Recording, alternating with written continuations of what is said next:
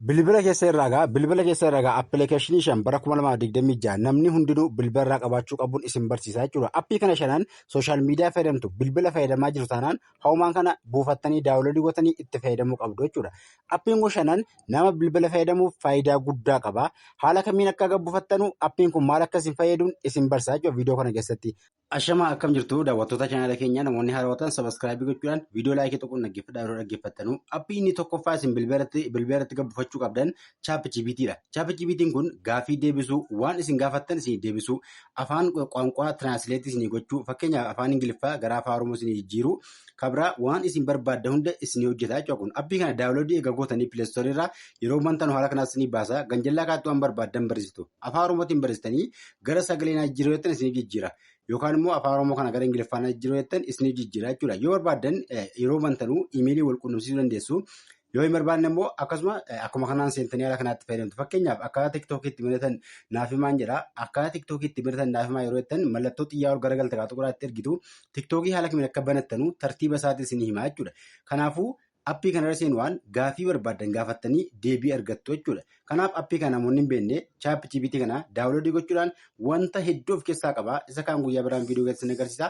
Appii kana haala kanaatti fayyadamaa isin jedha. Namoonni bilbila irraa hin qabne homaan kana daawunloodii godhaatii itti fayyadama. Appiin faayidaa guddaa qaba. Kan inni duraa itti fayyadamaa ture kun haala kanaan keessa jira jechuudha.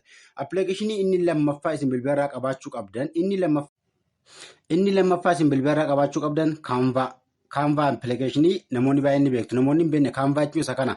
Google Play Store gubbaa galtanii Canva ittiin isin baratan. Canva kana Google Play Store gubbaa seenuudhaan daawunloodii gootu appii Canva kana namoonni bilbila irraa hin qabne jechuudha. Appii Canva kana egaa daawunloodii gochuudhaan yeroo daawunloodii gootanii bantanuu iimeelii isin gaafata. Iimeelii googilii bilbila keessaa qabdan kontinuu gochuudhaan appii kana yeroo seentan tamminalii akkasuma viidiyoo yuutuubii irraa tamminalii hojjechuudhaaf isin gargaara. Ammallee feesbuukii irra viidiyoo yookaan suuraa poostii gootan akka keessaa argachuu dandeessu. Viidiyoo tiktookii, viidiyoo yuutuubii hojjechuudhaaf wantoota hedduu of keessaa qaba jechuudha. Tamminalii suuraa gubbaa, viidiyoo gubbaa akkasuma viidiyoo yuutuubii, tamminalii yuutuubii suuraa gubbaa taa'u suuraa bareedaa keessaa hojjechuu dandeessu jechuudha. Kanaafuu appii Canva kana namoonni bilbila irraa hin qabne gabbuu isaatti fayyadama, itti fayyadama haala kamiin akka itti fayyadamtan viidiyoo namaffaa irrattan isin agarsiisa jechuudha. Appiin sadaffaan CapCut jedhama. Appilikeeshinii sadaffaa isin bilbila irraa qabaachuu qabdanu appii CapCut. Bakka sarchii seenuudhaan Google Play Store gubbaa seentanii CapCut jettanii yeroo isin barreeffattan isin baasaa jechuudha. Bakka appilikeeshinii daawunloodii irraan godhattan naxxaniitumayyuu CapCut jettanii yeroo isin barreeffattan haala kanaa isin baasa. Appii kana namoota biliyoona meeqatti fayyadamaa jira. Kun viidiyoo ediitii gochuudhaaf isa tokkoffaadha jechuudha. Viidiyoo tiktookii, viidiyoo instaagiraamaa, viidiyoo yuutuubii haala isin barbaaddaniin ediitii isin godha jechuudha. Barreeffamoota effeektii adda addaa qabanu. Amma kun kan hin bilbila keessaa qabu. Yeroo irra seentanuu niw piroojeekti keessatti tuquudhaan keessa seentu. Yeroo awwala daawunloodii gootan niw piroojeektii tuquudhaan footoo yookaan viidiyoo ediitii gochuu barbaaddan sana filattu jechuudha. Niw piroojeektii eega tuqxanii gubbaarraa footoo yookaan suuraa ediitii gochuu barbaaddan takka ni filattu jechuudha. Gaalarii keessa isin geessa yeroo isin niw piroojeekti bakka tuqxan gaalarii bilbila keessanii keessa isin galchaa jechuudha. Gaalarii keessa suuraa yookaan viidiyoo ediitii gochuu barbaaddan sana filachuudhaan ediitii gootanii daawunloodii gochuudhaan itti fayyadamuu dandeessu jechuudha. Kanaafuu itti fayyadamaa daawunloodii godhaati. Inni arfaffaan isin bilbila irraa qabaachuu qabdan Google Gmail yookaan immoo GMN kan jedhamu Google Chrome gubbaa yookaan Google gubbaa jettanii Gmail Google jettanii yookaan Google Gmail jettanii yeroo isin barreessan haala kanaa isin banaa. Irra gaxxuquudhaan yeroo inni haala kanaa isin banee irra gaxxuquudhaan gara fuula duraa isin geessaa. Asirratti iimeeluma wal quunnamsiisuu isin gaafata barbaadan iimeelii aan kontinuu gootu.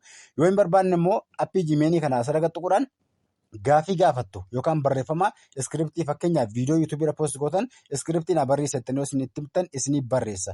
Viidiyoo takka itti kennitan viidiyoo sana gara afaan barbaade isinii jijjiira. Suuraa yoo itti kennitan suuraa sana jala gara sagalee akkasuma barreeffama itti kennuudhaan gara sagalee isinii jijjiira. Yoo sagalee itti kennitan gara barreeffamaa isinii jijjiira jechuudha Gmailiin kun. Kanaafuu Gmailii kana namoonni bilbila irraa hin qabne daawunloodii godhaa itti fayyadamaa.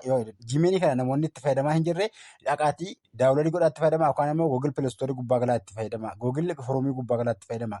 Inni shanaffaan macarashaan AI App Tool jedhama yookaan immoo AI Video Tools yookaan AI App Tools jechuudhaan Google Chrome irratti search yeroo gootan isinii baasa. AI App Toolsiin kun itti fayyadamni isaa baay'ee dheeraadha. Hamma haala kamiin akka seentanuu isin barsiisa. Asirratti AI App Tools jettanii yeroo isin Chrome irratti barreessitan AI Video Tools jettanii yoo barreeffattan isinii baasa. Kun yeroo keessa seentanii wantoota hedduu of keessaa qaba yeroo as keessa seentan jechuudha. Kana haala kanaan barreeffama takka jiineetar gochuu suuraa takka gara isin barbaadda isin jijjiiruu fakkeenyaaf suuraa takka itti kennitanii gara kanaa jijjiirrattan gara isin barreeffattanii itti himtanii isin jijjiira. Barreeffama kanaa gara sagalee naa jijjiirrattan gara sagalee isin jijjiira. Akkasuma wantoota sa'aatii dheeraa isinitti fudhatan sa'aatii gabaabduu keessatti isiniif fixa jechuudha kun. Fakkeenyaaf waan sa'aatii dheeraa irratti isin hojjettan takka yoo dhuftanii asirratti kanaa hojjedhettan isiniif hojjeta jechuudha kun. Fakkeenyaaf viidiyoo tiktookii takka naa hojjedhettanii barreeffama yoo itti kennitan viidiyoo sana hojjetee isinii kennaa jechuudha. AI viidiyoo tools jedhama haala kanaan. Viidiyoo tools jedhama asirratti AI viidiyoo jiineetar gochuudhaaf yoo barbaaddan asirratti saayin appii gootanii imeelii bantu yookaan immoo loogiin jettanii seenuu dandeessu. Kun viidiyoo isin hojjechuuf isin gargaara jechuudha. Viidiyoo isin barbaaddan kana hojjettanii chaanaalii yuutuubii irra yookaan tiktook irra poost gochuudhaan viidiyoon keessan vaayiraalii guddaa labba'e qarshii argachuu viyuu baay'ee fi sabiskiraayib baay'ee argachuu dandeessu jechuudha. Appilikeeshinoota shanan hamma isinii hime keessaa itti fayyadama isaa kan isiniin galle yoo jiraate komantiitti na barreessaa. Viidiyoo lammaffaa irratti haala kamiin akka appii kana tokko tokkoon itti fayyadamtanuu isin barsiisa jechuudha. Yoo itti fayyadamuu hin beekne haala itti fayyadama isaa komantiitti na barreessaa. Viidiyoodhaan isin agarsiisa isiniin jecha namoonni chaanala keenya hin beekne sabiskiraayib gochuudhaan viidiyoo laayikii tuquudhaan akkasuma barnoota kutaatan hanga walitti deemuutti nagaan tura.